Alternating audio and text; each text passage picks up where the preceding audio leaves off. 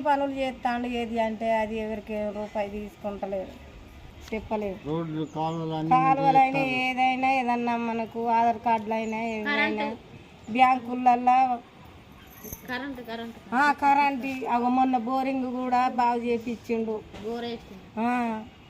అన్నీ చేపిస్తాండులే. అబద్ధం పట్టాలు ఇప్పించిండు ఇన్ని సంవత్సరాల బట్టి, కానీ పట్టాలు మన బతికి ఎక్కడన్నా నచ్చినాయి.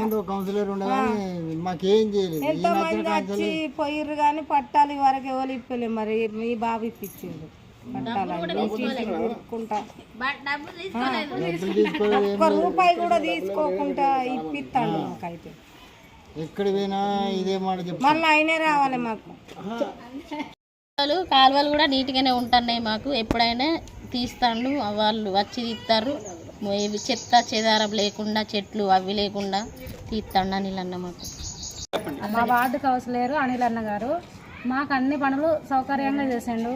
రోడ్లు బాగు చేయించడం, కాలువలు తీపియడం, నెల నెల వారం కానీ మేము అందుబాటులో ఫోన్ చేసినప్పుడు మాకు సమయానికి అత్తడు. ఏ పని అంటే ఆ పని చెప్తే ఎమ్మటే కరెంటు కానీ ఏదైనా లేదు అన్నా పంపు కూడా డబ్బులు లేకుండా చేస్తాడు. మాకు ప్రతి ఒక్కటి సౌకర్యంగా చూసేటట్టు మాకు అందుబాటులో అయితే ఉంటాడు.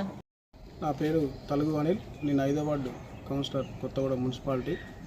కొత్తగూడెం మున్సిపాలిటీలో 2020 సంవత్సరంలో నేను ఇండిపెండెంట్గా పోటీ చేసి 52 ఓట్ల మెజారిటీతో గెలవడం జరిగింది. గెలిచినప్పటి నుండి ఇప్పటి వరకు సుమారు 1,40,00,000 రూపాయలు బడ్జెట్తో నా వార్డుని అభివృద్ధి చేసుకోవడం జరిగింది. ఆ 1,40,00,000 రూపాయలు ఏంటి అంటే 80 లక్షల రూపాయలతో సుందరవనంగా బస్తీలో ఉన్నటువంటి రోడ్లన్నీ నిర్మించుకోవడం జరిగింది. అలాగే డ్రైన్లు, అది కాక ఇప్పుడు మీరు చూస్తున్న రైతు వేదిక కూడా నా హయాంలో నిర్మించడం జరిగింది.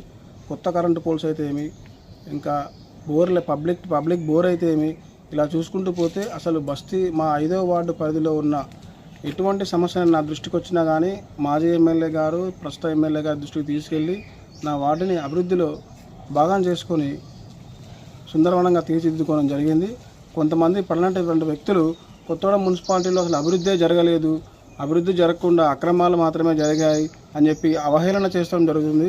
వాళ్ళందరికీ కనువిప్పు జరిగే విధంగా ఈరోజు నా వార్డుని మీడియా మిత్రులకి పిలిచి వాళ్ళ ఆహ్వానం మేరకు నా ఆహ్వానం మేరకు వాళ్ళు రావడం జరిగింది.